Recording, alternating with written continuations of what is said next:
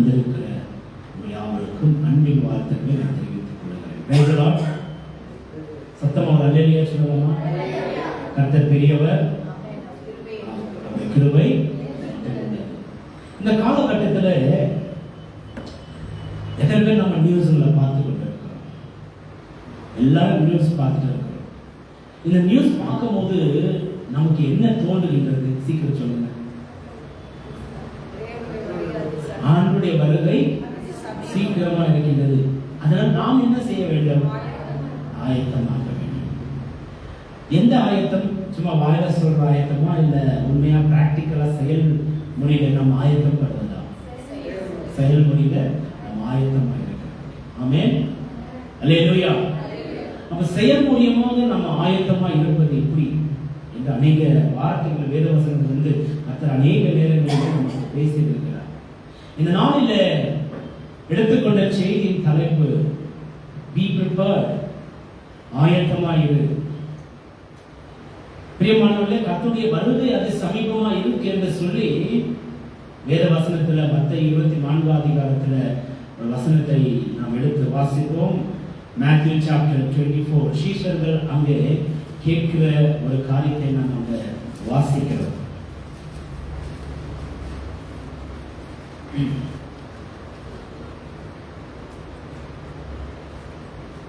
வாசிக்கலாமா? 42, 43. உங்களுடைய ஆண்டவர் எந்த நாளிலே வருவார் என்று நீங்கள் அறியாமல் இருக்கிறபடியால் விழித்திருங்கள்.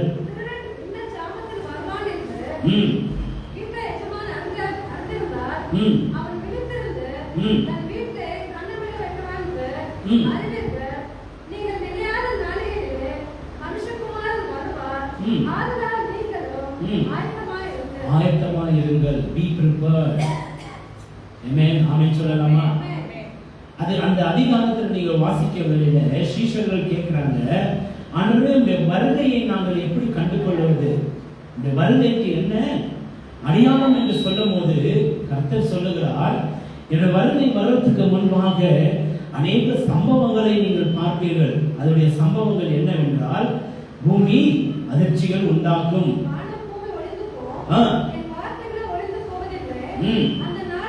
அந்த நாளையோ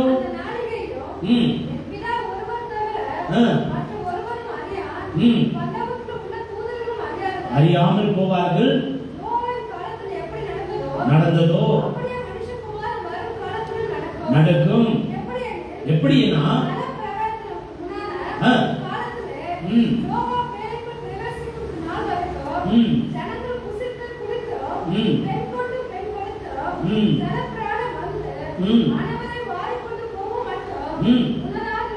உணராமல் இருந்தார்கள்.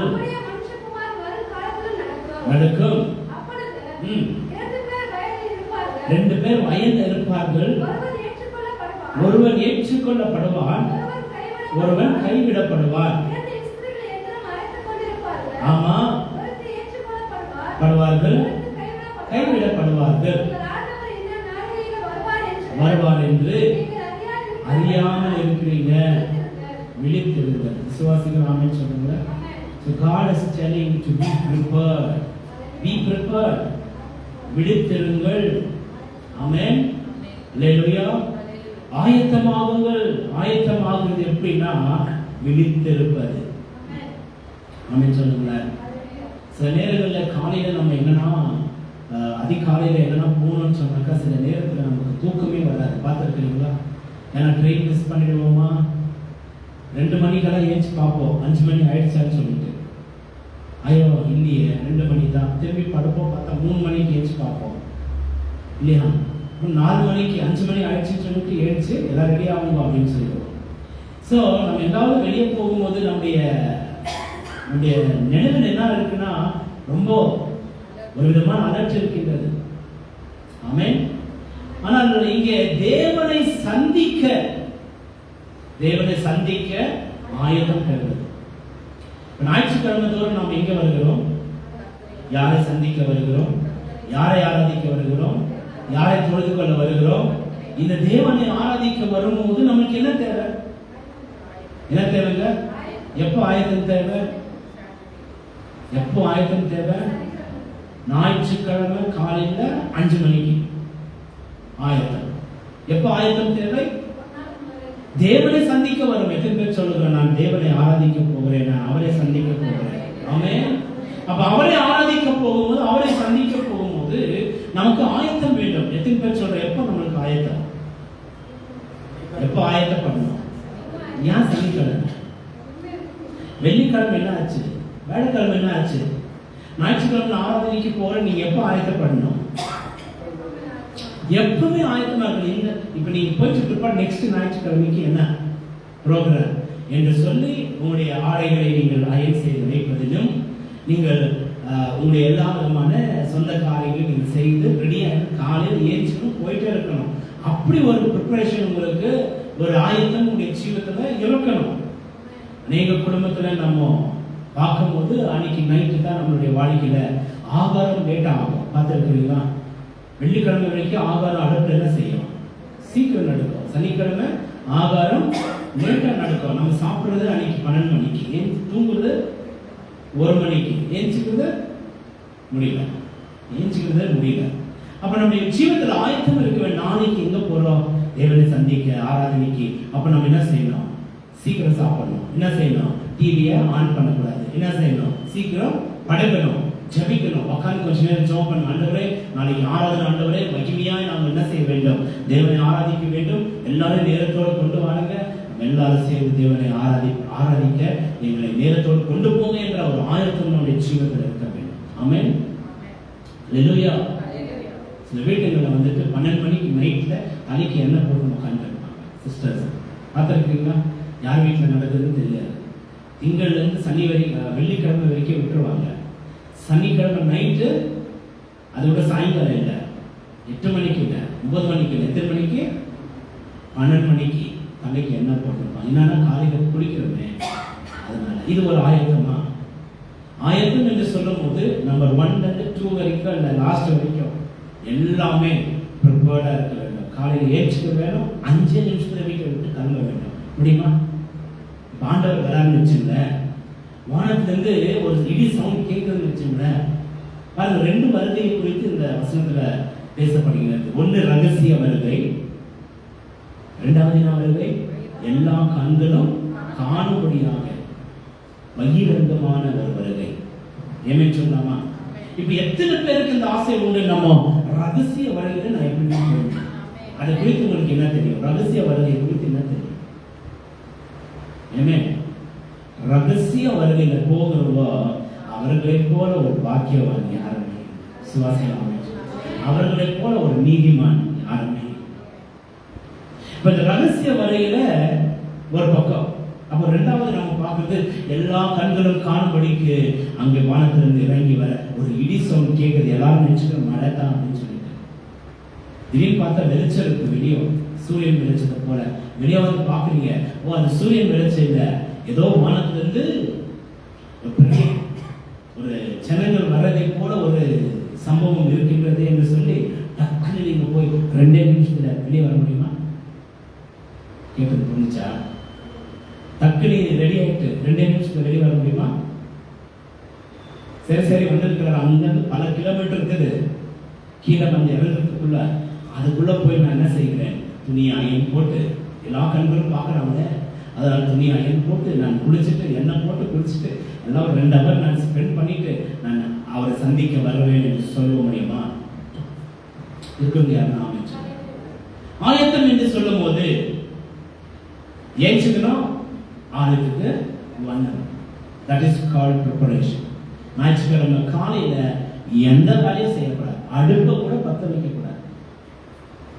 என் தேவனை நான் ஆராதிக்க ஆயத்தமாய் போகிறேன். ஏனென்றால் இது எங்க கனெக்ட் செய்வது என்றால், ஆண்டவர் வரும்போது என் நகை எங்க இருக்கு, என் சொத்து பேப்பர் எங்க இருக்கு, என் பிள்ளைங்க எங்க இருக்கிறாங்க, என் கணவர் எங்க இருக்கிறாரு, ஐயோ நான் விட்டு போறேன்னு, என் மனைவி எங்க, ஐயோ ஆபரணங்கள் என்ன, என் துணிகள்லாம் என்ன ஆகுது, என் வீடு கட்டி வச்சுக்கிற வீடு என்ன ஆகுது, ஐயோன்னு அதை பிடிச்சிக்கணும், அழுவா போறோம். என்னத்தை கொண்டு வந்தோம், என்னத்தை கொண்டு போகிறோம். நிர்வாணமாய் வந்தேன், நிர்வாணமாய் போகிறேன் என்று யோபு சொல்கிறார். நான் வந்தது என்னவாய் வந்தேன்? நிர்வாணமாய் வந்தேன். நான் போவதும் என்னவாய் இருக்கிறேன்? நிர்வாணமாய். நிர்வாணம் என்றால் ஒன்றுமே இல்லாமல் நீ போகிறாய். அல்லேலூயா. அப்போ ஆயத்தம் என்று சொல்லும் போது we should have a preparation within us every moment and every second. நம்முடைய வாழ்க்கையில எல்லா நேரமும் எல்லா நொடியும் நம்முடைய வாழ்க்கையில ஆயத்தம் என்ற காரியங்கள் இருக்க வேண்டும். விசுவாசிகள் ஆமென் சொல்லுங்க. ஆயத்தம் என்று சொல்லும் போது நமக்கு ஞாபகம் வருது யாரு? டக்குன்னு சொல்லுங்க, 10 கன்னிகைகள். ஆமென் ஆமென் தானே? சரி, அதுக்கு முன்ன ஒரு வசனத்தை இந்த செய்திக்கு ஆதாரமாக நாம் எடுத்துக்கொள்வோம். ஓசியா 10 அதிகாரம் 2வது வசனத்தை நாம் எடுத்து வாசிப்போம். ஓசியா சாப்டர் 10 verse 12. இங்கே ஆயுதத்தை குறித்து ஒரு அடையாளத்தை நாம் இங்கே வாசிக்கிறோம். ஒரு நீங்கள் நீதிக்கென்று விதை விதையுங்கள், நீதிக்கென்று விதை விதையுங்கள், தயவு கொத்ததாய் அறுப்பு அருங்கள், உங்கள் தரிசு நிலத்தை பண்படுத்துங்கள். கர்த்தர் வந்து உங்கள் மேல் நீதியை வர்ஷிக்க பண்ணு மட்டும் அவரை தேட காலமாய் இருக்கிறது. அல்லேலூயா. ஆங்கிலத்தில் நம்ம வாசிக்கிறோம், be prepared, sow for the righteousness. நீதிக்கு நீங்கள் என்ன செய்யுங்கள்? விதை விதையுங்கள். அநியாயத்துக்கு விதை விதைக்க கூடாது. நீதிக்கு என்ன செய்ய வேண்டும்? காலம் இனி செல்லாது. ஆண்டவராகிய இயேசு கிறிஸ்து மிக அதிகமாய் நம்ம சந்திக்க வருகிறார். அப்போ காலம் இனி செல்லாது. அதிகமான நேரம் நமக்கு இல்லை. எப்பவோ என்னவோ எந்த நேரத்துல எந்த செகண்ட்லயோ சம்பவங்கள் நடந்துக்கோ. இருக்கிற காலகட்டத்துல நீ வாழும் போது நீதிக்கு என்ன செய்யுங்க? விதை கிருபைக்காக நீங்கள் அறுத்துக் கொள்ளுங்கள். அப்புறம் மூன்றாவது பரிசுநிலத்தை பண்படுத்துங்கள். கர்த்தர் வந்து உங்கள் மேல் நீதியை வர்ஷிக்க பண்ணு மட்டும் அவரை தேட ஆயத்தமாக இருங்கள். விசுவாசிகள் ஆமென் சொல்லுங்க. இந்த பூமியில வந்துட்டு அநியாயத்தை நாம விதைச்சு லாபத்தை என்ன செய்யக்கூடாது? அறுக்கக்கூடாது. நம்முடைய வாழ்க்கையில கடைசி காலத்தில் இருக்கும் போது கர்த்தர் ஒரு தெளிவான வார்த்தை என்ன சொல்லுகிறாருன்னா, நீதிக்காக நீங்கள் விதையுங்கள். நம்முடைய வாழ்க்கையில எது விதைச்சாலும் எதற்காக விதைக்கணும்? நீதிக்காக விதைக்கணும். ஏன்னா நீதியின் தேவன் அது சீக்கிரமே வரப்போகிறார்.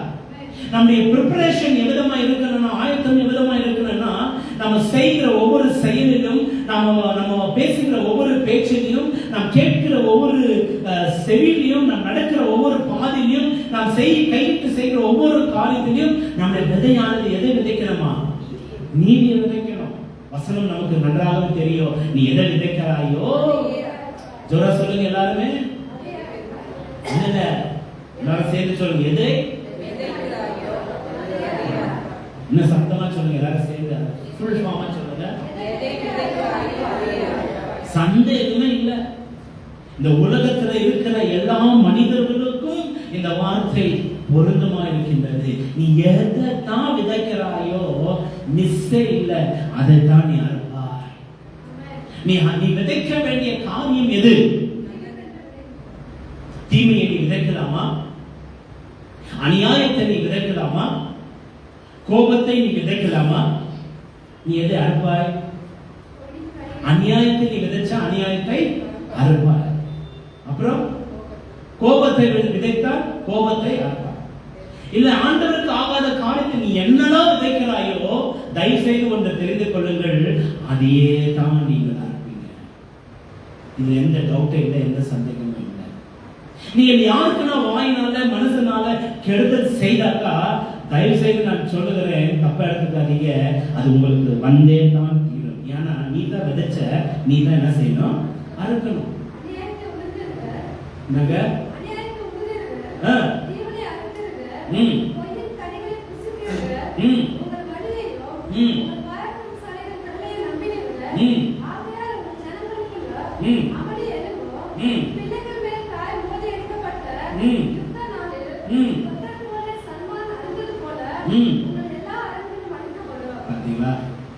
அப்ப நம்ம என்னதான் நம்ம விதைக்கிறோமோ, அநியாயத்தை விதைச்சாக்கா அநியாயத்தை அறுப்போம், தப்ப விதைச்சாக்கா தப்பத்தான் அறுப்போம்.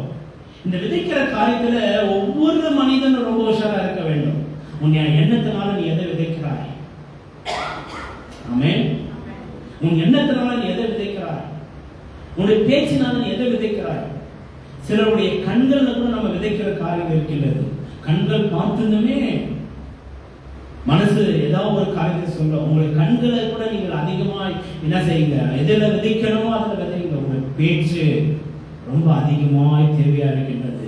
அதில் ஒரு வார்த்தையினால் நீங்க எதெல்லாம் விதைக்கிறீங்களோ அதையே அர்ப்பீங்க. நம்ம எந்த காலத்துல வாழ்ந்து கொண்டிருக்கிறோம்? சொல்ல எந்த காலத்துல வாழ்ந்து கொண்டிருக்கிறோம்? இனி காலம். ஆமென். இயேசு கிறிஸ்து அதி சீக்கிரமாய் வருகிற. ஒருவேளை இன்றைக்கு இருக்கலாம், நாளைக்கு இருக்கலாம். எப்போ வசனத்துல வாசித்தோம் அவருடைய வருகையை ஒருவனும் வானத்தில் இருக்கிற தூதர் கூட என்ன செய்ய மாட்டார். அவர் தூதர் கூட தான் இருக்கிறாரு, ஆனா டக்குன்னு ஏசப்பா தூதர்கள் கூட அவருடைய வருகை என்ன செய்ய மாட்டாங்க, காண மாட்டார்கள்.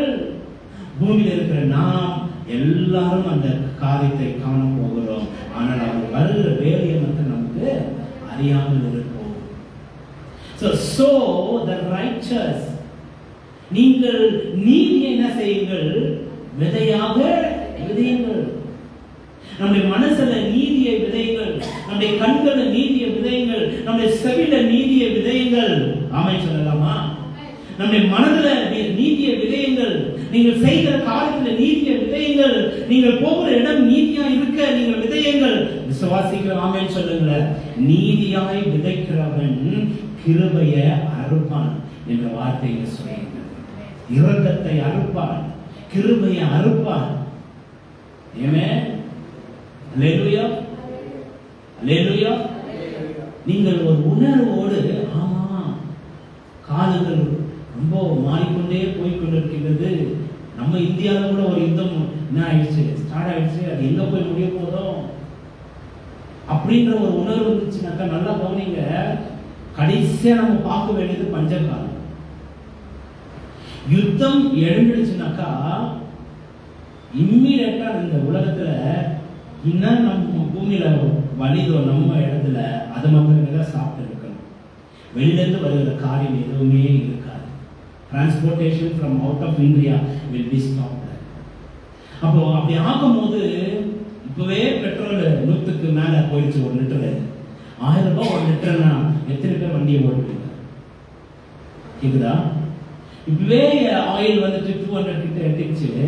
நாளைக்கு ஸ்ரீலங்காவில் நடந்தது போல 1600 ரூபாய் ஒரு லிட்டர் ஆயில் அப்படின்னாக்கா எத்தனை பேர் சமையலுக்கு நீங்க எடுத்து செய்வீங்க?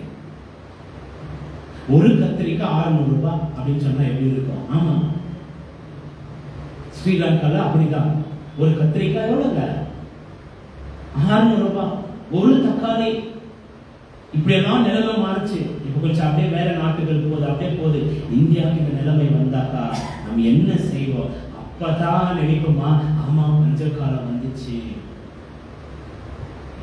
ஆண்டவர் சொல்றார், பஞ்ச காலத்துல உன்னை காக்கும்படிக்கு. ஆமே, என்ன சொல்ற? பஞ்ச காலத்துல உன்னை காக்கும்படிக்கு என் தூதர்களை நான் உனக்கு என்ன செய்வேன்? அனுப்புவேன். ஆனா அந்த தூதர்களை அனுப்ப வேண்டும் என்றால் நீ நீதியை அறுத்திருக்க வேண்டும், அநியாயத்தை அறுத்திருக்க கூடாது, நீதியை அறுத்திருக்க வேண்டும். அப்ப நம்ம ஒரு பூமியை விலைக்கு வாங்கி நீதி என்ற ஒரு விதையை வாங்கிட்டு அதை நம்ம என்ன செய்ய போகிறோம்? விதையை போட போகிறோமா? நீதி நம்முடைய வாழ்க்கையில் இருக்கின்றது, நம்முடைய செயலில் இருக்கின்றது, நம்முடைய பேச்சில் இருக்கின்றது, நம்முடைய பார்வையில் இருக்கின்றது, நம்முடைய எண்ணத்தில் இருக்கின்றது, நம்முடைய ஆவிக்குரிய வாழ்க்கையில் இருக்கின்றது. ஆமென். அல்லேலூயா. ஞாயிற்றுக்கிழமையில ஒரு நாள் வந்து இந்த வார்த்தை கேட்டு அப்படியே கேட்டுட்டு விட்டுருந்தோ அவர்கள் நீதியை என்ன செய்யறதில்லை, விதையாக போடுகிறவர்கள் அல்ல. ஏதோ சொன்னார் மெசேஜ். நீங்க சாயங்காலம் போய் கேளுங்க, பாஸ்டர் என்ன மெசேஜ் சொன்னாரு, அந்த 2வது ஒரு வசனம் சொன்னாரு. அது என்ன? ஐயோ நான் எழுத மறந்துட்டேன். சரி, எழுத மறந்துட்டு அட்லீஸ்ட் என்ன அதிகாரம் இல்லை எந்த சாப்டர் எதாவது சொல்லுங்க. ஒண்ணுமே தெரியாது.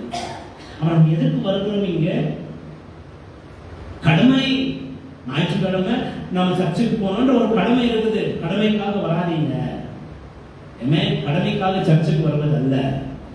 உங்களுடைய ஆவலோடு நீங்கள் வாருங்கள், தாகத்தோடு வாருங்கள். ஆமென். உள்ளத்தோடு தேவனை ஆராதிக்க வாருங்கள். தேவனை வாட்டி கேட்டு நான் மன திரும்பணும் என்று வாருங்கள். தேவனுக்காக நான் உண்மையா இந்த கடைசி காலத்துல என்ன வசனம் சொல்கிறது அதன்படி நான் நடக்க என்னை ஒப்புக் கொடுக்கிறேன் என்று வாருங்கள். அதுதான் நீதியை நாம் என்ன செய்கின்றது, விதைக்கிற காரியமா இருக்கின்றது. விசுவாசிக்கிற ஆமென் சொல்றாங்க. அல்லேலூயா. நீதியை நாம் என்ன செய்யணும், விதைக்கணும்.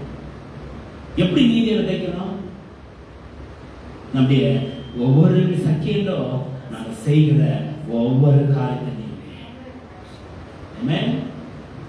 இப்படியெல்லாம் கேட்கிறோமே, மன திரும்புதலே வராது.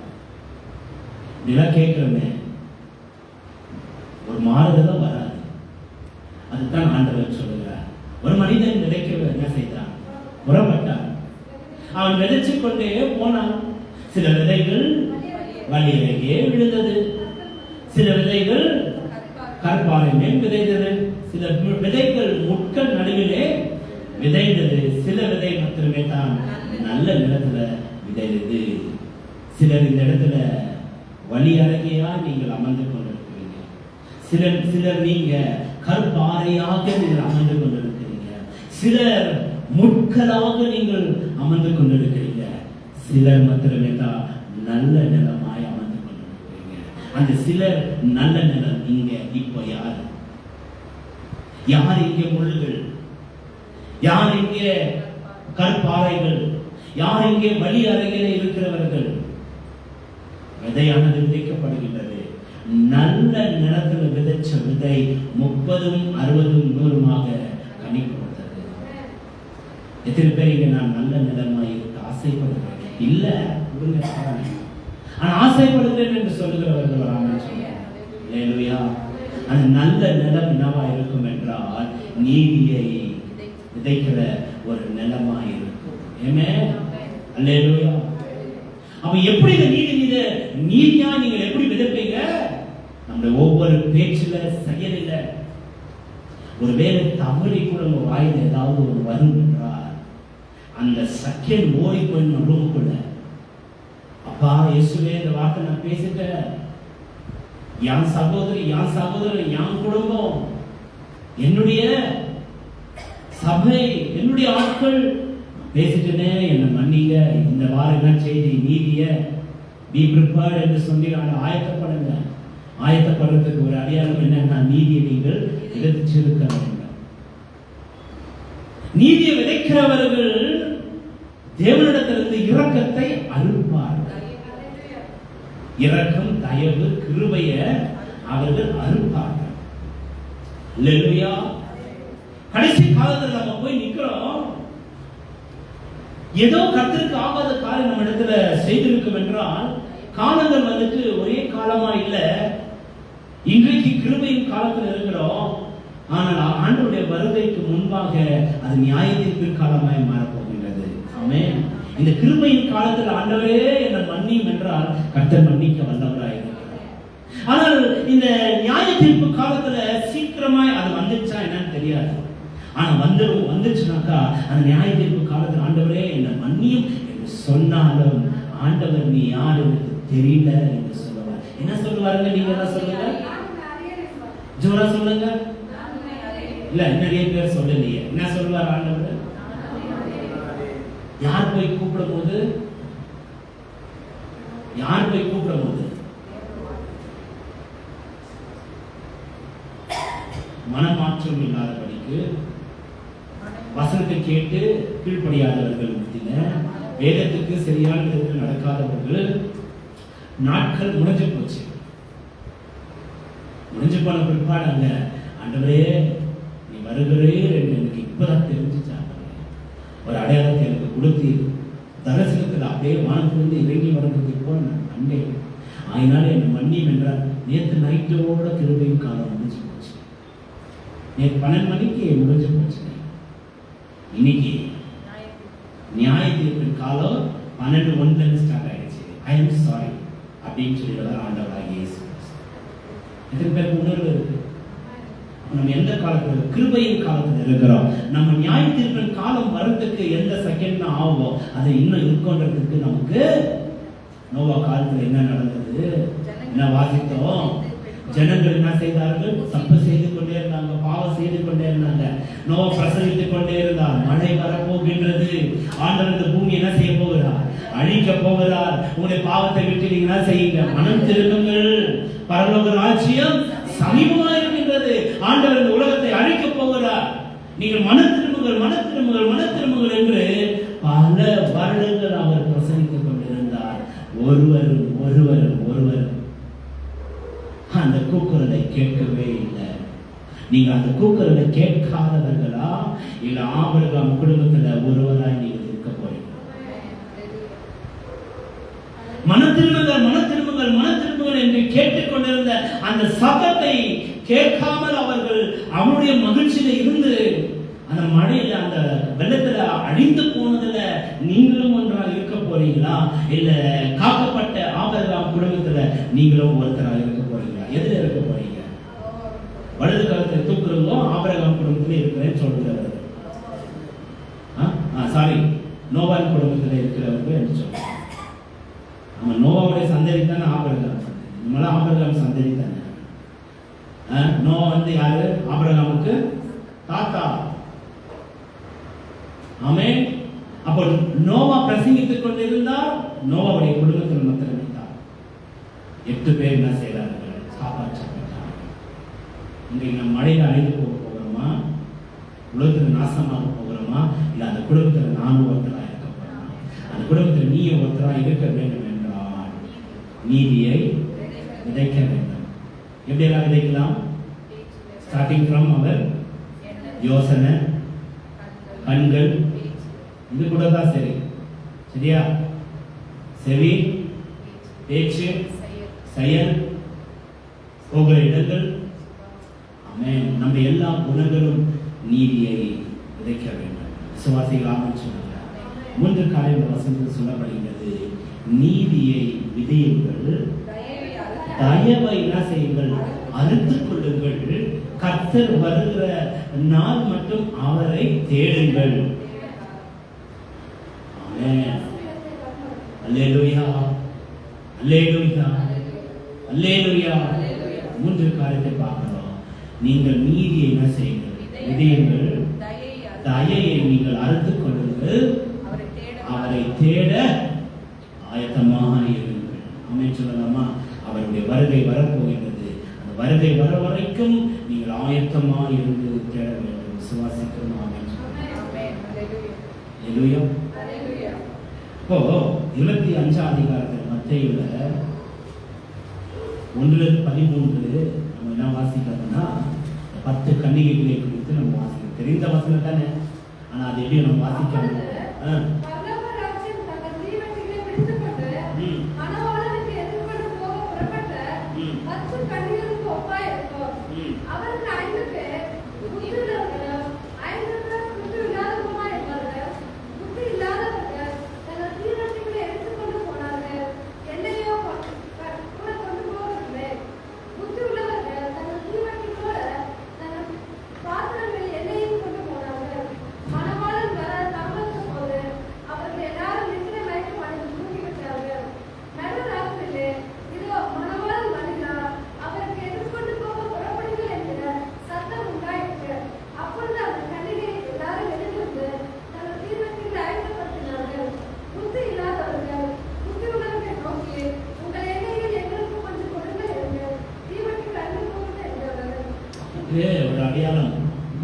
ஒரு அடையாளம் மணவாளனை சந்திக்க 5 பேர்கள் புத்தி உள்ளவர்களாக இருந்து கொஞ்சம் எண்ணெயை மிச்சமாக வைத்துக் கொண்டு வந்தாங்க.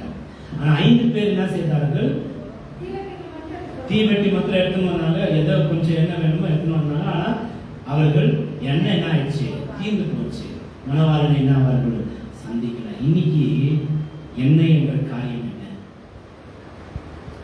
சொல்லுங்க? அங்க எண்ணெயை எடுத்துன்னு வந்து அவர்கள் ஆயத்தமா இருந்தார்கள். இன்னைக்கு எண்ணெய் என்று சொல்வது தேவனால், எண்ணெய் எதற்கு குறிக்கிறது? தேவனால் அபிஷேகம் பண்ணப்பட்டவர்கள். ஆமென் சொல்லலாமா? அபிஷேகம் பண்ணப்பட்டவர்களாக நீங்கள் ஆயத்தமா இருக்க வேண்டும். அப்போ அபிஷேகம் பண்ணப்பட்டவருடைய வாழ்க்கையில நான் தேவனால் அபிஷேகம் பெற்றிருக்கிறேன் என்று சொல்லுறவருடைய வாழ்க்கையில அவருடைய குணம் கனிகள், குணங்கள். ஆமென். ரொம்ப ப்ரிப்பேர்டா இருக்கணும். நீ விதைக்கிற காரியத்துல ரொம்ப ப்ரிப்பேர்டா இருக்கணும். நீ எதையெல்லாம் விதைக்கிறாயோ அதுல ரொம்ப கவனமா இருக்கிற ஒரு காரியம் தான் அபிஷேகம் பண்ணப்பட்டவருடைய வாழ்க்கையில ரொம்ப ஆயத்தமா இருப்பார்கள். ஒரு ஆமென் சொல்லுங்கள. அதுதான் இதுக்கு முன்ன நம்ம பார்த்தோம். என்ன பேசுவது, என்ன செய்வது. நான் கேட்கிறேன், நீங்க நைட் நீங்க தூங்குறீங்க, தூங்குறதுக்கு முன்ன நம்ம என்ன ப்ரேயர் பண்றோம்? தூங்குறதுக்கு முன்ன எத்தனை பேர் தனியா ப்ரேயர் பண்றீங்க? இணைந்து எத்தனை பேர் கணவன் மனைவி ஜெபம் பண்றீங்க? ஓகே. சாப்பிடறதுக்கு முன்ன குடும்ப ஜெபம் எத்தனை பேர் பண்றீங்க? ஓகே. சரி, தூங்குறதுக்கு முன்ன ப்ரேயர் பண்றீங்க. அப்போ அட்லீஸ்ட் ஒரு உணர்வோடு இன்னைக்கெல்லாம் நான் என்ன தப்பு செய்தேன்னு ஆண்டவரே, ஒருவேளை ராத்திரி நான் தூங்கும் போது நீ வந்து ரகசிய வரையில அநேகர் எடுத்துக்கொண்டு போயிட்டு என்னை கைவிட்டினா, ஆண்டவரே இன்றைக்கு என் பாவத்தெல்லாம் நீங்க மன்னிங்க, என் பாவத்தை அறிக்கை செய்து மனம் திரும்பிட்டு எத்தனை பேர் தூங்குறீங்க? கண்டிப்பா இல்லை. கை தூக்குறா கூட நான் இல்லைன்னு சொல்லுவேன். ஏன்னா நீங்களாம் என் ஆவிக்கு உள்ளீங்க, கண் தொடர்ந்துன்னு பார்த்துங்க. என் கிட்ட என்ன செய்ய முடியாது, நீங்க மறைத்து கொள்ள முடியாது. எனக்கா இந்த ராத்திரி வரையில் ஆண்டவர் வருவார் என்றார். ரகசிய வழியாக மனம் திரும்பினவர்கள், ஆயத்தம் பெற்றவர்கள் இல்லையா, அபிஷேகம் பட்டவர்களாக வாழ்ந்து கொண்டிருக்கிறவர்கள், என் மனவாளனை சந்திக்க நான் இன்றைக்கு ஆயத்தமாக இருக்கிற, என் இடத்துல ஒன்றும் குறை இல்லை, நான் மனம் திரும்பி இருக்கிற, யாரிடத்துக்கு நான் பேசாம இல்ல, நான் யார்கிட்ட பேசிட்டு இருக்கிறேன், யார்கிட்ட நான் சண்டை போடல, நான் எல்லாருக்கையும் நல்லா இருக்கிறேன் அப்படின்னு நீங்க உங்களுடைய நித்திரைக்கு போகும்போது நீங்க ஜெபம் பண்ணிட்டு படுத்தீங்கன்னாக்கா, உண்மையா மனசுல சும்மா ஜெபம் பண்றது ஆண்டவர் அந்த ராத்திரி வேலை இன்னைக்கு நைட்டு வந்தா கூட நம்மள எங்கேயோ எடுத்து போவார். விசுவாசிகள் ஆமென் சொல்லுங்க. அப்ப எந்த மனிதன் ஒரு குறையோடு படுக்கிறாங்களோ, வீட்டுல கசுப்போடு படுக்கிறாங்களோ, விரோதங்களோடு படுக்கிறாங்களோ, வேதனைகளோடு படுக்கிறாங்களோ, சண்டைகளோடு படுக்கிறாங்களோ, யாருக்கு தெரிய காயில நீ ஏஞ்சிக்கவே முடியாதுன்னு நினைக்கிறேன். கர்த்தர் அப்படி கூட மாத்திடுவார். ஏன்னா அவருக்கு தான் தெரியும். இருக்கிறீங்களா இல்லையா? நீ நைட்டு தூங்குறீங்க, காலையில நீங்க ஏஞ்சிக்கிறது கர்த்தருடைய கிருபை. எத்தனை பேர் சொல்லுங்க? நீ வேலைக்கு போற, வீட்டுக்கு வர்றது கர்த்தருடைய கிருபை. எத்தனை பேர் சொல்றீங்க? நல்ல ஆகாரத்தை கொடுத்து ஆண்டவரிடத்தில் நீங்க சாப்பிட்டு கொண்டு இருக்கும்போது, ஆண்டவரே இந்த மாதிரி ஒரு ஆகாரத்தை கொடுத்திருக்கிறீங்க, எத்தனை பேர் நன்றி சொல்றீங்க? ஆமென். அல்லேலூயா. ஒவ்வொரு காரியத்துக்கும் நீ நன்றி சொல்வாய் என்றால் என் வாழ்க்கை நீ பரிசுத்தமா வைத்திருக்கிற ஆண்டவரே, இந்த ராத்திரி வேளை நீ வருகிற என்றாலும் நிச்சயமாகவே நான் உங்களோடு கூட இருப்பேன் என்ற நிச்சயத்தோடு படுக்கிறவர்கள், தூங்குறவர்கள் நைட்ல இருப்பேன். அப்படி நீங்க செய்றீங்கன்னா நீங்க நீதியை விதைச்சிருக்கிறீங்க என்ற ஒரு அடையாளம் இருக்கின்றது. இரக்கத்தை நீங்கள் அறுத்து கொண்டிருக்கிறீங்க என்ற ஒரு அடையாளம் இருக்கின்றது. கர்த்தருடைய வருகை வர வரையிலும் அவரையே நீங்கள் தேடிக்கொண்டு இருக்கிறீங்க என்ற ஒரு அடையாளம் இருக்கின்றது. ஆமென் சொல்லலாமா? அல்லேலூயா. லூக்கா எழுதின சுவிசேஷ புத்தகம் 12 அதிகாரம் 35 இருந்து 38 வரைக்கும் வாசிக்கும்போது,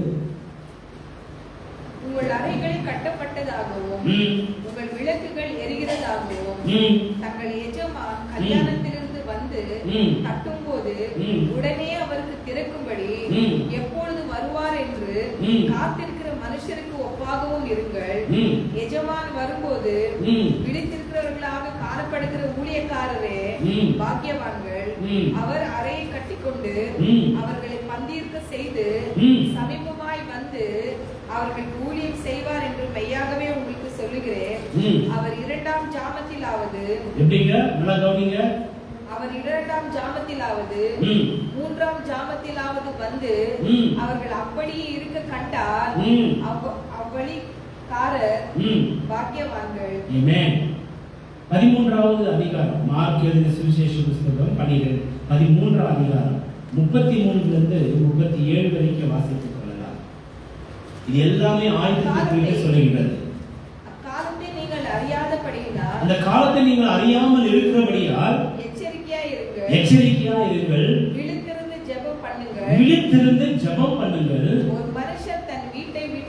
ஒரு மனுஷன் தன் வீட்டை விட்டு புறதேசத்துக்கு பிரயாணம் போக எத்தனிக்கும் போது தன் ஊழியக்காரருக்கு அதிகாரம் கொடுத்து அவனவனுக்கு தன் வேலையில் நியமித்து விழித்திருக்கும்படி காவல் காக்கிறவனுக்கு கற்பிப்பார்.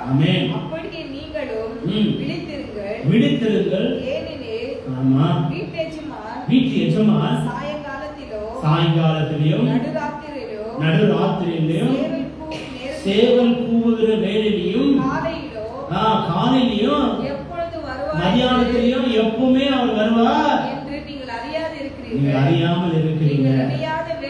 நீங்கள் நினையாத வேளையில அவர் வந்து உங்களை எல்லாரும் சேர்ந்து சொல்லுங்க, நாம் நினையாத வேளையில. ஜோரா சொல்லுங்க, நாம் நினையாத வேளையில. நல்லா கவனிக்கிற வசனத்தை நீங்க நினைச்சிருக்கிறீங்க இப்ப வருவாருன்னு, அப்ப வரவே மாட்டாரு. நீங்க நினையாத நேரத்துல ஓகே அவர் வந்து உங்களை தூங்குகிறவர்களாக கண்டுபிடியாத படிக்கு ஆமா விழித்திருங்கள். உங்களுக்கு சொல்லுகிறது எல்லோருக்கும் சொல்லுகிறேன், விழித்திருங்கள். அப்போ சாயங்காலத்திலயோ நடுராவிலையோ அதிகாலையிலயோ இல்ல காலையில இல்லன்னா மத்தியானம் இல்ல சாயங்காலம் எப்பனா ஆண்டவர் வருவார். நீ நினைக்கிற நேரத்துல மாத்திரம் வர மாட்டார். ஆமென். இப்ப இது எந்த தூக்கத்தை சொல்லுகிறது? நீங்க நைட்ல தூங்கி காலையில அந்த தூக்கம் இல்ல. நீங்க வாழுகிற வாழ்க்கையில தேவனை விட்டு நீங்க தூங்குகிற அந்த தூக்கத்தை குறித்து சொல்லுகிறது. நீங்க தேவனை விட்டு வாழுகிற அந்த வாழ்க்கையில நீங்க தூங்கி விட்டீங்கன்னா உங்களை தூங்குகிறவர்கள் என்று சொல்லி நீங்க விழித்து இல்லாதபடி இருக்கிறபடியால் கர்த்தர் விழித்திருக்கிறவர்களை கொண்டு போவார். இது எந்த தூக்கம்? ஆவிக்குரிய வசனத்தை தெரிந்தும் தெரியாமல் கூட வாழ்கின்ற ஒரு தூக்கம். ஆமென். அல்லேலூயா. நிறைய பேர் கேட்கிற கேள்விகள் நான் அப்பப்ப சொல்லியிருக்கிறேன். மீண்டும் நான் கிறிஸ்தவர்கள் என்று சொல்லும் போது பிறந்த கிறிஸ்தவர்கள் ஒன்று, சிறு வயதிலிருந்து வாழுகிற கிறிஸ்தவர்கள் ஒன்று, கல்யாணம் ஆவதற்கு முன்பாக திருமணத்துக்காக கல்யாணம் கிறிஸ்தவர்கள் உண்டு, பாதியில வந்த கிறிஸ்தவர்கள் உண்டு, இப்பதான் ரட்சிக்கப்பட்டவர்கள் உண்டு. ஆனால் இந்த பிறந்த கிறிஸ்தவர்களுக்கும் சிறு வயதில் இருக்கிற கிறிஸ்தவர்களுக்கும் இப்ப வந்த கிறிஸ்தவர்களுக்கும் ரொம்ப வித்தியாசம். அவங்க சொல்லுவாங்க, இப்ப வந்த கிறிஸ்தவர்கள் இல்லையா, அவங்க சிறு வயதுல இருந்தே ஆண்டவருக்காக என்ன இருக்கிறாங்க, வாழ்ந்து கொண்டிருக்கிறாங்க. அவங்க ஏன் அப்படி இருக்கிறாங்க? அவங்க பொண்ணுல இருந்தே கிறிஸ்தவர்கள் தானே, அவங்க ஏன் அப்படி இருக்கிறாங்க? யார் பார்த்து கேட்பது? ஏன்னா பாதியில வந்தவர்கள் தப்பா எடுத்துக்காதீங்க அந்த வார்த்தைய. கொஞ்ச நாட்களுக்கு முன்பு ரட்சிக்கப்பட்டவர்கள், ஆமே, கொஞ்ச நாட்களுக்கு முன்ன ரட்சிக்கப்பட்டவர்கள் கேட்கிற ஒரு கேள்வி. ஆமே, ஒரே சபை தான், ஒரே குடும்பம் தான், ஒரே ஊழியக்காரர் தான், ஒரே பிரசங்கம் தான், பிரசங்கம் எல்லாருக்கும் தான், வசனம் ஒன்று தான், வேதம் ஒன்று தான். ஆனா வாழ்கிறதுல என்ன இருக்கிறது? வித்தியாசம் இருக்கின்றது. சிலர் தூங்கி விடுகிறார்கள், சிலர் விழித்திருக்கிறார்கள். ஆவிக்குரிய வாழ்க்கையில அவர்கள் தூக்க மயக்கத்தோடு உட்கார்ந்து வசனத்தை கேட்டு அவருடைய வாழ்க்கை கூட என்னவா இருக்கின்றது? தூக்கமாகவே போகின்றது. எந்த விழிப்பும் அவருடைய ஜீவிதத்தில் இல்லை. எவ்வளவு வசனத்தை எடுத்து ஆண்டவர் உங்கள் மத்தியில் ஒரு உணர்வை கொடுத்தாலும் அன்றைக்கே அப்பவே நீங்கள் ஒப்பு கொடுத்து ஆண்டவருக்காக வாழுகிற ஒரு உணர்வு இல்லாதபடிக்கு நாம் வாழும் போது நீங்கள் யாராய் மாறுவீங்க? தூங்குகிறவர்களாய் மாறும். எந்த தூக்கம்? ஆவிக்குரிய வாழ்க்கையில தூங்குகிறவர். இதை கேட்டு ஒருத்தர் நைட்டெல்லாம் தூங்காம விழித்து இருக்கிறாங்க. ஏன்னா எங்க ஊழியக்காரங்க சொன்னாரு, விழித்திருங்கள், கர்த்தர் ராத்திரியிலையோ நடுநாவிலையோ சேவல் கூவுற நேரத்திலையோ காலையிலையோ வெடிகாலத்திலையோ அவர் வருவார் என்று சொல்லி, அதனால இன்னைக்கு நைட் ஃபுல்லா ஆல் நைட் பிரேயர். கர்த்தர் வருவார், என்ன நான் தான் பிரேயர்ல இருக்கிறேன், என்ன தூக்கிட்டு போயிடுவாரு அப்படின்னு. அந்த தூக்கமும் இல்லை, அந்த விழித்திருப்பதும் இல்லை. ஆவிக்குரிய வாழ்க்கையில் விழித்திருப்பது. எத்தனை பேருக்கு புரியுது? நீங்க சொல்லுங்க, யாராவது ஒருத்தர் ஆவிக்குரிய வாழ்க்கையில் விழித்திருப்பது எப்படி? இந்த பக்கம் லாஸ்ட் சேர். ஆவிக்குரிய வாழ்க்கையில் விழித்திருப்பது எப்படி சொல்லுங்க. அசந்து கேட்கணும், அதன்படி நடக்கணும். சரி, ஓகே. நீங்க செய்து அப்புறம் இந்த நேரம் சொல்லுங்க, எப்படி நம்ம விழித்திருப்பது? இப்படி இவ்வளவு நேரம் கேட்டீங்க, அதுல இருந்து என்ன புரியுது? எப்படி நீங்க விழித்திருப்பது? எப்படி கேட்கல? தாழ்மையும் பொறுமையும். ஓகே, சரி. இந்த ரோல எப்படி நம்ம விழித்திருப்பது? யார் ஆண்டவர் கொண்டு போவார்? உண்மையா இருக்கிறவர்கள். சரி, ஓகே. நீங்க ஜோரா சொல்லுங்க. கர்த்தருடைய வார்த்தையை கீழ்ப்படியுது. ஓகே, வார்த்தையின்படி வாழ்வது, நீதி உள்ளவர்களாக இருப்பது,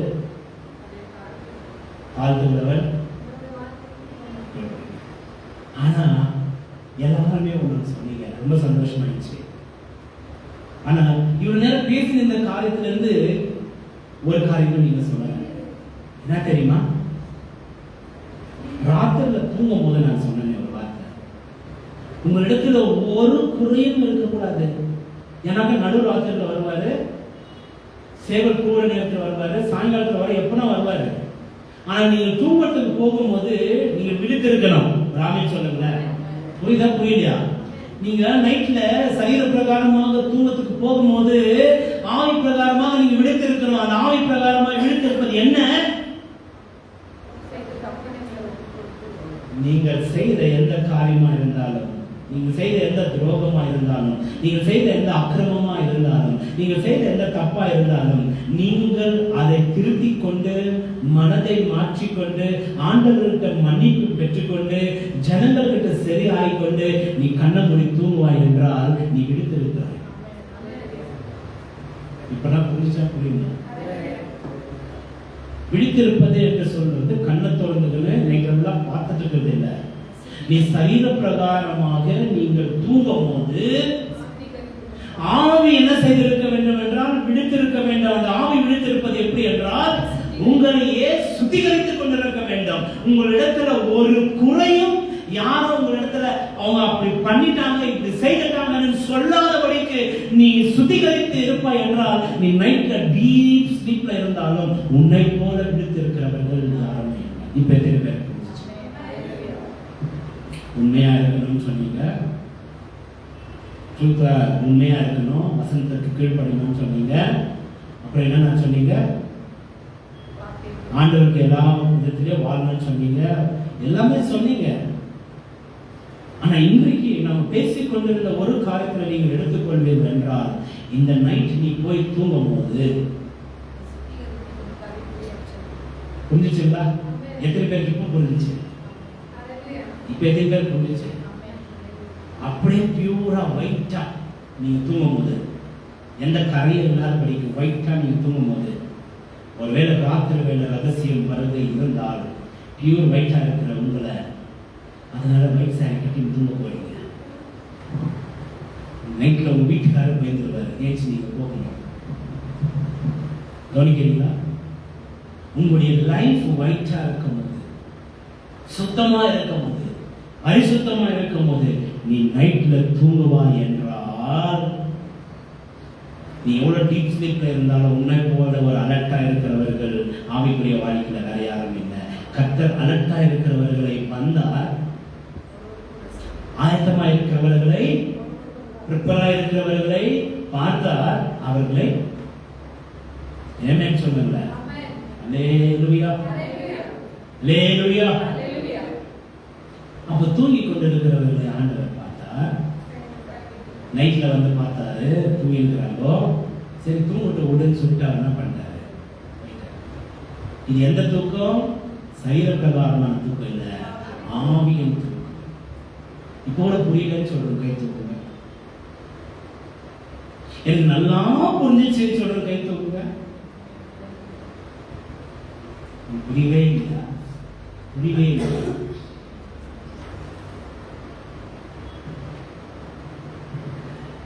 அப்போ இவ்வளோ நேரம் நீங்க மெசேஜை கேட்கல, அதனாலதான் உங்களுக்கு புரியல. Praise the Lord. என்ன அது விழித்திருக்க வேண்டும்? என்ன விழித்திருக்க வேண்டும்?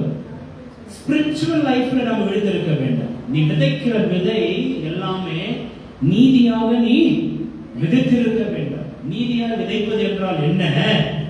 உன் யோசனையில, பேச்சுல, கேட்கிற செவியில, நம்முடைய சிந்தையில, நீ செய்த செயலில ஒரு குறையும் இல்லாதபடிக்கு பரிசுத்தமாய் நீங்கள் வாழ வேண்டும். நம்பர் 1.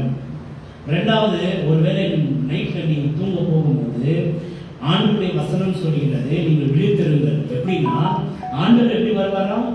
ஒரு திருடனை போல கூட அவர் வருவார். நடுராவிலும் சாயங்காலத்திலையும் அதிகாலையிலும் சேவர் கூவுகிற நேரத்திலையும் ஆண்டவர் இறங்கி வருவார். அவர் வரும்போது தூங்கிக் கொண்டிருக்கிறவர்கள், எந்த தூங்கிக் கொண்டிருக்கிறவர்கள்? ஆவிக்குரிய வாழ்க்கையில் தூங்கிக் கொண்டிருக்கிறவர்கள். ஆவிக்குரிய வாழ்க்கையில் தூங்கிக் கொண்டிருக்கிறவர்கள் என்றால் என்ன? ஒரு மனமாற்றமும் இல்லாதபடிக்கு மனம் போன போக்கில வாழ்ந்து கொண்டு நான் இப்படித்தான் சொல்லிட்டு வாழ்ந்து ஒரு சுத்திகரிப்பும் இல்லாமல் நைட்ல ஆண்டவர்கிட்ட மன்னிப்பு கூட கேட்காம ஜோம் பண்ணாம நீ படுத்துட்டன்னு வச்சுக்கிற, ஆண்டவர் வருவாரு, நீ ஆவிக்குரிய வாழ்க்கையில தூங்கிட்டு இருக்கிறன்னு சொல்லிட்டு விட்டுட்டு போயிடுவாரு. ஆவிக்குரிய வாழ்க்கை தெளிவாய் நீங்கள் சுத்திகரித்துக் கொண்டு, நீங்கள் யார்கிட்ட கசப்பு இருக்கின்றதோ, யார்கிட்ட வேதனை இருக்கின்றதோ, யார்கிட்ட நீங்கள் பேசுற பேச்சுல சுத்தம் இருக்கின்றதோ, நீங்கள் செய்கிற செயல்ல சுத்தம் இருக்கின்றதோ, ஆமென், நீங்கள் போகிற இடங்கள் சுத்தமா இருக்கின்றதோ, உங்களுடைய இதயம் சுத்தமா இருக்கின்றதோ, உங்கள் வாழ்க்கை சுத்தமா இருக்கின்றதோ, ஆண்டவருக்கு நீங்கள் ஆகாத காரியத்தை மன்னிப்பை பெற்றுக்கொண்டு நீங்கள் ஆண்டவர் இந்த செகண்ட்ல வந்தா நான் அவரோட ராஜ்யத்துக்கு போவேன்னு சொல்லிட்டு நீங்கள் ஆயத்தமா இருக்கிறீங்க. அந்த நபர் நைட்ல ஆழ்ந்த நித்திரையில் இருந்தா கூட நீங்கள் விழித்து இருக்கிறீங்க.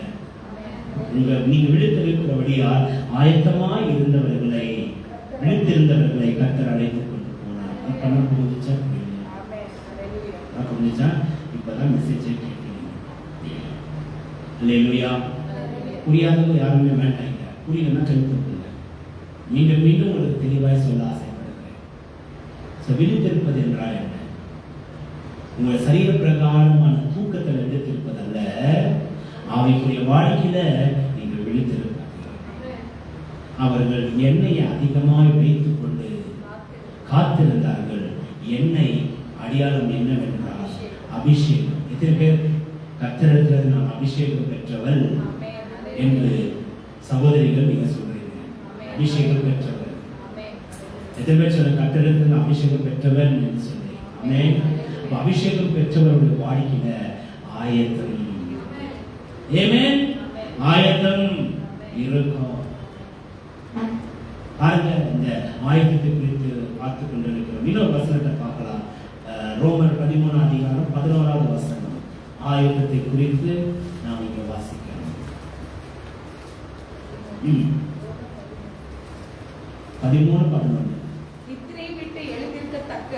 நித்திரை விட்டு எழுந்திருக்கத்தக்க வேலை ஆயிற்று என்று நாம் காலத்தை அறிந்தவர்களாக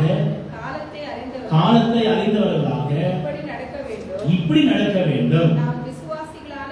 நாம் விசுவாசிகளான போது ரட்சிப்பு சமீபமாய் இருந்ததை பார்க்கிலும் இப்பொழுது அதிக சமீபமாய் இருந்தது. எத்தனை பேர் ரட்சிக்கப்பட்டீங்க? எத்தனை பேர் ரட்சிக்கப்பட்டீங்க? சந்தேகமே வேண்டாம். ரட்சிக்கப்பட்டவர்கள் எத்தனை பேர்? கையை நேரா தூக்குங்க, நான் எல்லாரையும் பார்க்கணும். ரட்சிக்கப்பட்டவர்கள் எத்தனை பேர்? உங்களுக்கு அந்த டைம்ல அந்த ரட்சிப்பு எவ்வளவு வாண்டடா இருந்துச்சோ, எவ்வளவு வேணும்னு இருந்துச்சோ, ஆண்டவர் என்னையும் மன்னிக்க வேண்டும், ஆண்டவர் என்னையும் சுத்திகரிக்க வேண்டும், ஆண்டவர் என் பாவத்தை மன்னிக்க வேண்டும், ஆண்டவர் என் அக்கிரமத்தை மன்னிக்க வேண்டும், ஆண்டவருடைய பிள்ளையா நான் மாற வேண்டும், நான் ஞானஸ்நானம் எடுத்துக்கொள்ள வேண்டும், நான் விசுவாசத்துல உறுதியா இருக்க வேண்டும் என்று அந்த ரட்சிப்பின் குறித்து நீங்கள் எவ்வளவு ஆவலமாய் நீங்க ரட்சிக்கப்பட்ட காலத்துல இருந்தீர்களோ, அதை விட சொல்லுங்க எல்லாரும் சேர்ந்து, அதை விட சொல்லுங்கன்னு சொன்னேன். அதை விட ஜோரா சொல்லுங்க. அதை விட இப்போ எது அதிக சமீபமா இருந்தது? ரட்சிப்பு சமீபமா இருக்கின்றது. அப்ப ரட்சிக்கப்பட்டேன் என்று சொல்லுகிறவர்களுக்கு இன்றைக்கு இன்னும் அதிகமாய் தேவைப்படுறது என்ன? சீக்கிரம் சொல்லுங்க. ரட்சிக்கப்பட்டேன் என்று சொல்லுகிறவர்களுக்கு இப்ப என்ன தேவைப்படுது? ஒருத்தர் வந்து சொல்றாங்க, எல்லாரும் சொல்ல மாட்டேங்கிறீங்க. அதிக ரட்சிப்பு நமக்கு அவசியமா இருக்குது. ஏன் இருங்க, ஏன்? காலத்தை அறிந்தவர்கள் மட்டுமே இதை செய்வார்கள். அந்த வசந்த மீகமாய் வாசிங்க. ஸ்டார்டிங் வேலை ஆயிற்று என்று நாம் எல்லாரும் சொல்லுங்க. என்னத்தை அறிந்தவர்களாக? தயவுசெய்து நியூஸ் பாருங்க, டிவியில நியூஸ் பாருங்க. சினிமா சீரியல் பாட்டுக்கிட்டு ரொம்ப பாவம். தயவுசெய்து யாரும் செய்யாதீங்க, அதை பார்க்காதீங்க. ரட்சிப்பின் வாழ்க்கைக்கு அடையாளமே இல்லை. சரிங்களா? டிவியில உட்காந்து நீ ஒரு மூவியை பார்ப்பேன் என்று சொன்னால், சீரியலை பார்ப்பேன் என்று சொன்னால், ஒரு கதையை பார்த்து கொண்டு இருப்பேன்னு சொன்னாக்கா, டிவி வைத்திருப்பது உங்க வீட்டுல அதுக்காக அல்ல. நீங்க தேவனுடைய வார்த்தையை பாருங்க, ஜெபத்தை பாருங்கள், உங்க ஆவிக்குரிய வாழ்க்கை வளரும். ஆமென், ஆமென் சொல்லுங்க.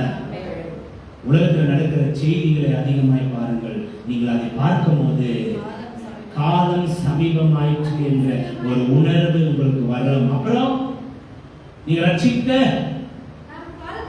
காலத்தை அறிந்தவர்களாக எப்படி நடக்க வேண்டும்? சொல்லுங்க, சொல்லுங்க, வாசிங்க, வாசிங்க. நாங்க விசுவாசிகள் ஆன போது ரட்சிப்பு எவ்வளவு சமீபமா இருந்ததோ இப்பொழுது அதிக சமீபமா இருக்கிறது. எல்லாரும் போல சொல்லுங்கப்பா. அதிக, எல்லாரும் சொல்லுங்க. அதிக. எப்போ அதிக? இப்போ அதிக சமீபமாயிற்று.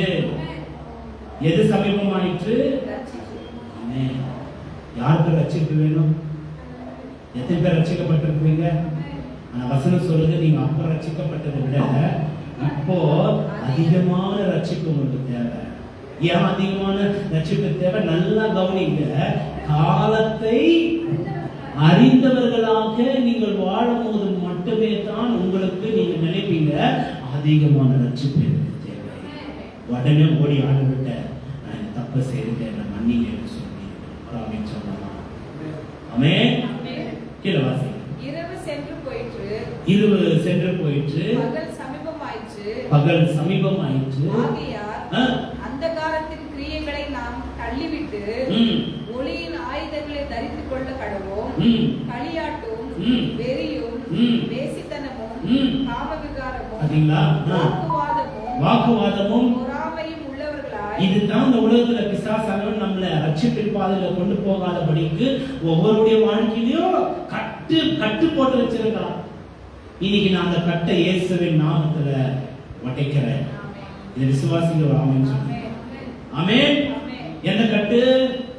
இந்த ஆயத்தம் ஆகாதபடிக்கு, இந்த மிக ரட்சிப்பை தேடாதபடிக்கு பிசாசானவன் ஒவ்வொருடைய வாழ்க்கையிலும் ஆவிக்குரிய வாழ்க்கையை விட்டு என்னத்தை வாழ வைத்துக் கொண்டிருக்கிறார்? களியாட்டுகளும், வெறியும், வேசித்தனமும், காமவிகாரமும், வாக்குவாதமும், வாய்த்தல நிறுத்துறதே இல்லை. வாக்குவாதமும் போராமைகளும், அவங்க இப்படி இவங்க இப்படி நான் பாரு அப்படின்ற போராமைகளும் நடவாமல், பகலில இரவில கண்ணு முடிக்க நடக்கிறதை போல நடக்காமல், பகலில கண்ணு திறந்து விழித்திருக்கிறவர்களை போல சீராய் நடங்கள். துரிச்சைகளுக்கு என்ன? அந்த துரிச்சை, துரிச்சைன்னா என்ன? கெட்ட ஆசைகளுக்கு உங்கள் மனதை நீங்கள் கொடுக்காதபடிக்கு உடலை பேணாமல் இருந்து கர்த்தராகிய இயேசு கிறிஸ்துவை தரித்துக் கொள்ளுங்கள். இயேசு கிறிஸ்துவை நீங்கள் நாருங்க. யார் இந்த பிள்ளைகள்? விழித்திருக்கிறவர்கள். ஆமென். யார் இவர்கள்? வெளிச்சத்தில் நடக்கிறவர்கள். யார் இவர்கள்? பகலிலே நடக்கிறவர்கள். ஆமென், ஆமென். லோவசங்களை கேட்டு கூட நம்ம போகிற போக்கில் நீ போனாக்கா தயவுசெய்து போ. ஒரு வார்த்தையில கேட்டு கூட நீ நான் இருக்கிற மாதிரி தான் இருப்ப பிரதர் அப்படின்னு சொல்றீங்கன்னா தயவுசெய்து போங்க. எனக்கு சொல்ல வேண்டிய கடமை, ஊழியக்காரருடைய கடமை சொல்லியாச்சு. ஆனா செய்தும் செய்யாத உங்களுடைய ஆத்மா மேல வந்த ஒரு உத்தரவாதமா இருக்கும். என் மேல் வந்த உத்தரவாதம் இல்லை. ஆமென். இன்றைக்கு வசனத்தை நீங்க கேட்டது ஒரு மனமாறுதல் உங்களுக்கு இருக்கும் என்றால், இப்பொழுது, நாளைக்கு இல்ல, சாயங்காலம் இல்ல, மத்தியானம் இல்ல, இப்பொழுது இதையே சமயம், இப்பவே அனுகிரக காலம். இந்த செகண்ட் நீ மனம் மாறுவாய் என்றால், ஆமென், நிச்சயமாய் சொல்லுகிறேன், கர்த்தர் இந்த ராத்திரி வேளை வருவார் என்றால் நீ அவரோடு கூட செல்ல. நான் வரணும் இல்லையான்னு எனக்கு தெரியாது, ஆனா இந்த சத்தத்தை கேட்டு நீங்க மனம் திரும்பிட்டீங்கன்னாக்கா ஒரு ஆமென் சொல்லுங்களேன். நீங்க மனம் திரும்பிட்டீங்கன்னாக்கா ஆமென், நீங்க அவரோடு கூட செல்ல வருவாய். Are you really being prepared? நீங்க உண்மையாகவே ஆண்டவரிடத்துல ஆயத்தமா இருக்கிறீங்களா? ஒரு விழித்திருக்கிறவர்களா இருக்கிறீங்களா ஆவிக்குரிய வாழ்க்கையில? இல்ல என்னதான் பிரசங்கம் பண்ணிட்டு, அது அவருடைய கடமை. பிரசங்கம் பண்றது அவருடைய கடமை, கேட்கறது யாருடைய கடமை? என்னுடைய கடமை. சேர்க்க செய்யாம போறதோ அது இல்லைங்க. இந்த இடத்துல ஒரு மனமாறுதல் தேவை, இந்த இடத்துல ஒரு பரிசுத்தம் தேவை, இந்த இடத்துல ஒரு சுத்திகரிப்பு தேவை, இந்த இடத்துல என்ன, இந்த இடத்துல ஒரு தாழ்மை தேவை, இந்த இடத்துல நான் என்ற காரியங்கள் இருக்கக்கூடாது. இந்த குடும்பத்துல கையில பாக்குறீங்களா எல்லாரும்? இந்த குடும்பத்துல நான் என்ற காரியம் இருக்கக்கூடாது. ஒரு தாழ்மையின் ஜீவன் இருக்க வேண்டும், மனம் மாறுகிற ஜீவன் இருக்க வேண்டும். ஆண்டவர் இந்த ராத்திரில வந்தா நான் எங்க போறேன்ற ஒரு கேள்வி நமக்குள்ள இருக்க வேண்டும், அந்த பயம் நமக்குள்ள இருக்க வேண்டும், அந்த நடக்க இருக்க வேண்டும். கர்த்தர் என்னோட கூட இந்த காலங்களில் பேசிட்டாரே, ஆகினால நான் என்ன செய்ய வேண்டும் என்ற ஒரு உணர்வு இப்ப வேணுங்க, இந்த செகண்ட் வேணுங்க. ராத்திரில மட்டும் இல்லைங்க, இவ பேசிக்கொண்டிருக்கும் போது கர்த்தர் வந்தா கூட என்ன நடக்கும்? முழு சபையும் வெக்கப்பட்டு போயிடுச்சுனாங்க, எல்லாருமே இங்கே தான் அமர்ந்து கொண்டிருந்தா என்ன நடக்கும்? ஒரு உணர்வு நமக்கு தேவை அல்லவா? நான் ரட்சிக்கப்பட்டவன் என்ற ஒரு உணர்வு நமக்கு தேவை அல்லவா? பிசாசாக்கள் என்ன செய்கிறான்னா, உன் ஆவிக்குரிய வாழ்க்கையை கொலைச்சலாக்கும்படிக்கு, நீ பரலோகத்துக்கு போகக்கூடாது என்று சொல்லும்படிக்கு, நீ பரிசுத்தத்துல வாழக்கூடாது என்று சொல்லும்படிக்கு, ஆமென், காம விகாரங்கள், கோபங்கள், சண்டைகள், வாக்குவாதங்கள், பிடிவாதங்கள், போராமைகள், ஆமென், மார்க்க பேதங்கள், சண்டைகள் குடும்பங்களுக்குள்ள கொண்டு வந்து உன் ஆவிக்குரிய வாழ்க்கைய கொலைச்சலாக்குறானே, நீ உணர மாட்டாயா? உன் ஆவிக்குரிய வாழ்க்கையில ஒரு பரிசுத்தம் இல்லாதபடிக்கு அசுத்தத்துல நடக்கிறானே, நீ உணர மாட்டாயா?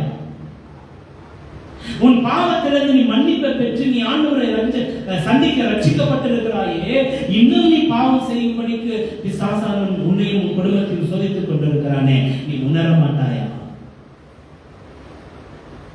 இந்த ராத்திரி வேளை அவர் வருவார் என்றால் நீ அவரோடு கூட செல்றதுக்கு ஒரு ஆயத்தம் இருக்கா? நீ ஆயத்தப்படு, நீ ஆயத்தப்படு. நாளைக்கு அல்ல, சாயங்காலத்துக்கு அல்ல, வீட்டுக்கு போய் மதியானம் சாப்பிடுற டைம்ல அல்ல, சர்ச்சை விட்டு வெளியே போயிட்டு அல்ல. நான் சொல்லுகிறேன், இந்த இடத்துல இப்போ உனக்கு ஒரு மனமாறுதல் தேவை. நீங்கள் ரட்சிக்கப்பட்ட காலத்துல நீங்கள் ஆண்டவரிடத்திலிருந்து ரட்சிப்பை எவ்வளவு பெற்றுக் கொண்டீர்களோ அதை விட இன்னும் மிக அதிகமான ரட்சிப்பு இப்பொழுது உங்களுக்கு தேவை. ஏனென்றால் இவர்கள் யார் தெரியுமா? அதிகமான ரட்சிப்பை வேண்டும் என்று கேட்கிறவர்கள் யார் தெரியுமா? காலத்தை போய் எறும்புகிட்ட கட்டு. சிறிய ஜென்மமா இருக்கு, அது எறும்புகிட்ட போய் கத்துங்க. காலத்தை எவ்விதமாய் அதை பயன்படுத்துது என்று சொல்லுங்க. ஆமென். எறும்பை யாரோ பார்த்துட்டு அசட்டே நினைக்காதீங்க, கொஞ்ச நேரம் நின்று அந்த எறும்பை பாருங்க. உங்களுக்கு இல்லாத ஞானம், எனக்கு இல்லாத ஞானம் எறும்பு கிட்ட இருக்கின்றது. விசுவாசிகள் ஆமென் சொல்லுங்க. ஆமென். அந்த சிறிய ஜீவன் எறும்பு கிட்ட இருக்கிற ஒரு அறிவு கூட, ஒரு ஞானம் கூட, ஒரு புத்தி கூட 6 அறிவு படித்த மனுஷனிடத்துல இல்லை. விசுவாசிகள் ஆமென் சொல்லுங்க. சமயம் இல்லை, காலம் இல்லை, இனி காலம் செல்லாது, இதுவே சமயம், இதுவே நேரம். இந்த செகண்ட் நீ மனம் மாறுவாய் என்றால், உன் குணத்தை நீ மாற்றிக்கொள்வாய் என்றால், உன் பிடிவாதத்தை நீ மாற்றிக்கொள்வாய் என்றால், உன்னுடைய கோபத்தை நீ மாற்றிக்கொள்வாய் என்றால், இந்த ராத்திரி வேளை கர்த்தர் வந்தால் அவரோடு செல்ல நமக்கு ஒரு வாய்ப்பு உண்டு. Amen. We need a spiritual alert. நமக்கு தேவையானது ஒரு ஆவிக்குரிய